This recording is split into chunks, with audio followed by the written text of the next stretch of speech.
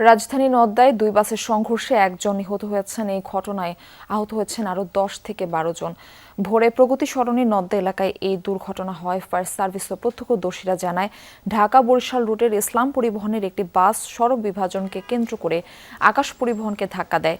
এ সময় উল্টে যায় ইসলাম পরিবহনের বাসটি। স্থানীয়রা 999-এ কল করে ফায়ার সার্ভিসকে খবর দিলে তারা আহতদের উদ্ধার করে কুর্মিটলা ও বারিধারা জেনারেল হাসপাতালে পাঠায়।